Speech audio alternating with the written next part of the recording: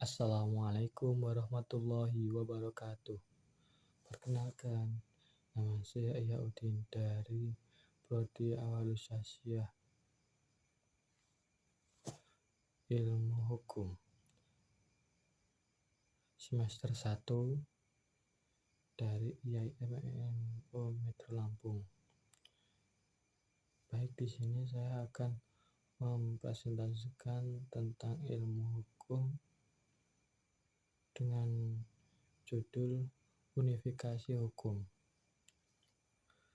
Unifikasi hukum secara historis baru seumur jagung.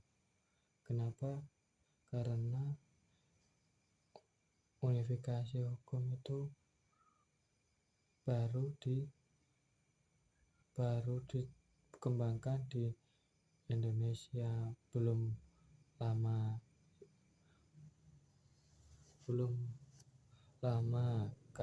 Kemudian pluralisme sudah ada sebelum negara terbentuk, sehingga pluralisme ketika budaya unifikasi hukum masuk ke Indonesia, diterapkan dan dikembangkan di negara Indonesia, maka pluralisme pun terancam, hukum pluralisme terancam, dan hukum-hukum yang lainnya juga terancam, seperti hukum agama Islam, hukum adat masyarakat, dan lain sebagainya pun di situ terancam oleh adanya hukum unifikasi hukum ketika diterapkan di negara Indonesia.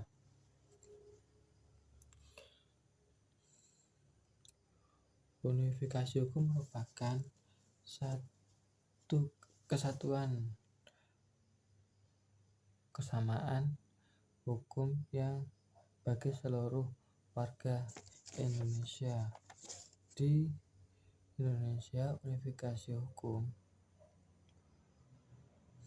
sudah terwujud dalam bidang hukum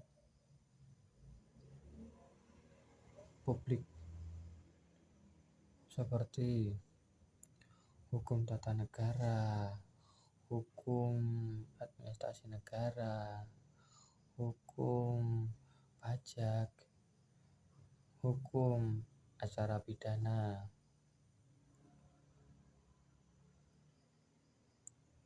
Sedangkan dalam hukum privat masih pluralistik.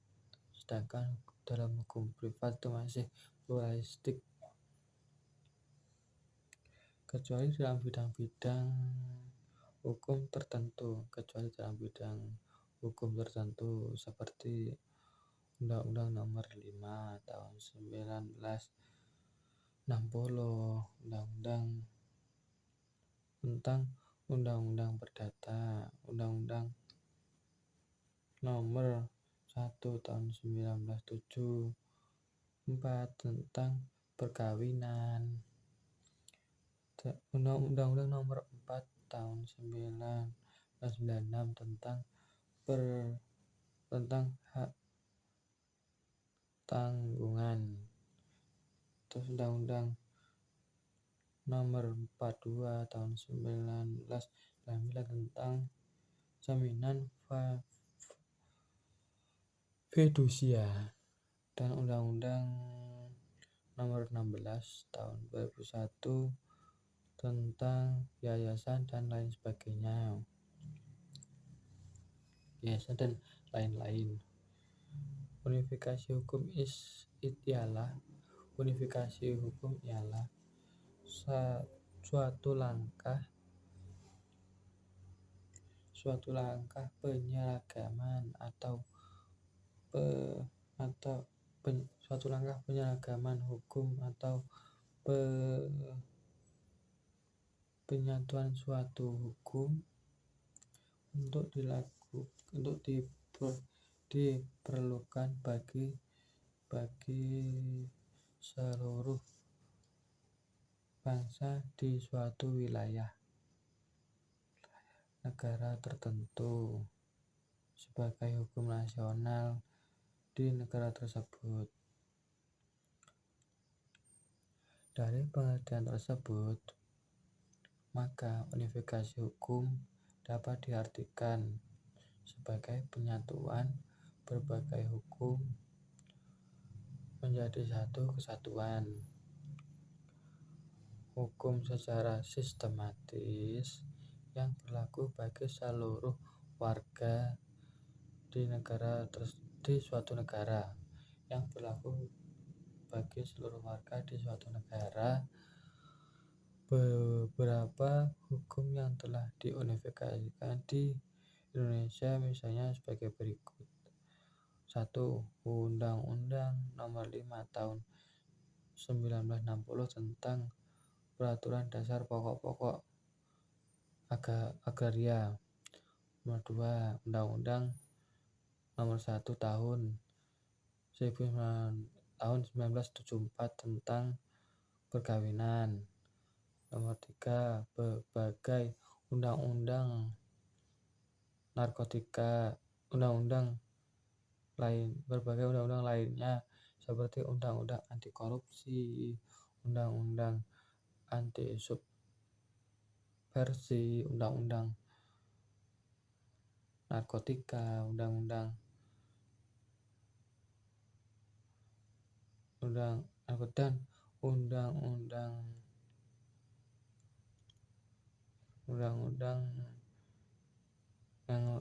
dan lain-lain sebagainya, yang mana kesemua undang-undang tersebut ini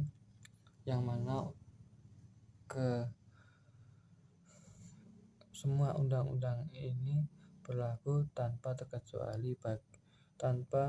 terkecuali bagi seluruh bangsa dan di seluruh wilayah Indonesia. Tujuan dilakukannya unifikasi suatu hukum pada dasarnya itu adalah sebagai berikut. Pertama, untuk menjamin kepastian hukum. Yang pertama itu untuk menjamin kepastian hukum. Yang kedua, untuk lebih memudahkan masyarakat dalam mengetahui dan mentaatinya. Yang ketiga, sependapat mungkin mencegah hal-hal di bawah ini. 1.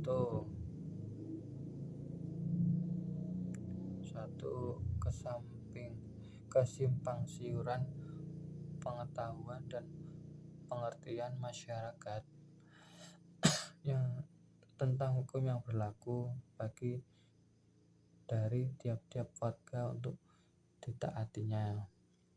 2. Mencegah berbagai kemungkinan penyelewengan hukum bagi yang tidak sengaja maupun yang disengaja.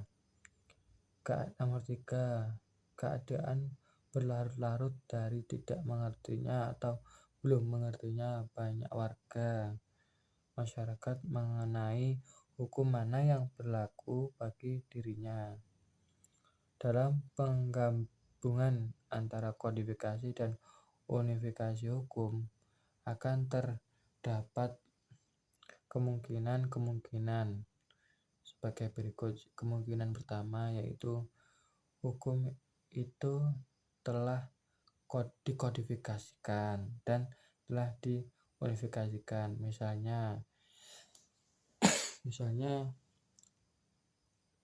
hukum pidana dalam Kitab Undang-Undang Hukum Pidana KUHP. Nomor 2. Hukum dagang dalam Kitab Undang-Undang Hukum Dagang KHUD. Nomor 3.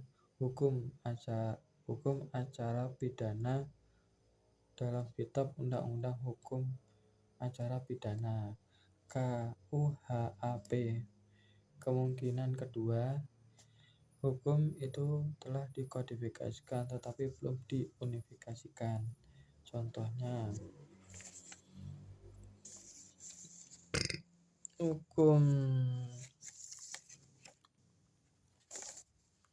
pidana yang telah dikodifikasikan dalam Kitab Undang-Undang Hukum Perdata KUHP, tetapi masih tetap membeda-bedakan berlakunya bagi warga-warga masyarakat menurut golongannya.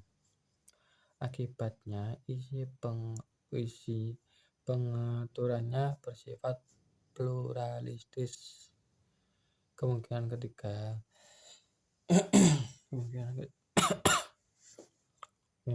hukum itu telah diunifikasikan tetapi belum dikodifikasikan. Contohnya, Undang-Undang Nomor 5 Tahun 1960 tentang Peraturan Dasar Pokok-pokok Agraria, Undang-Undang Nomor 5 Tahun 1960 tentang Peraturan Dasar Pokok-pokok Agraria. Nomor 2, Undang-Undang Anti Subversi, Undang-Undang Anti Korupsi dan sebagainya. Jadi, perbedaan unifikasi hukum dan kodifikasi hukum adalah unifikasi merupakan penyatuan hukum yang berlaku secara nasional atau penyatuan pemberlakuan hukum secara nasional, sedangkan kodifikasi adalah pembukuan hukum dalam suatu kumpulan undang-undang dalam materi yang sama. Persamaannya sama-sama menyatukan dan membukukan hukum yang ada dalam undang-undang secara nasional dan internasional. Jadi itulah penjelasan dari saya. Apabila ada kesalahan, saya mohon maaf yang sebesar-besarnya. Kurang lebihnya saya mohon maaf. Ada salah dan ada khilafnya, mungkin mohon dimaafkan. Billahi taufiq wal hidayah. Wassalamualaikum warahmatullahi wabarakatuh.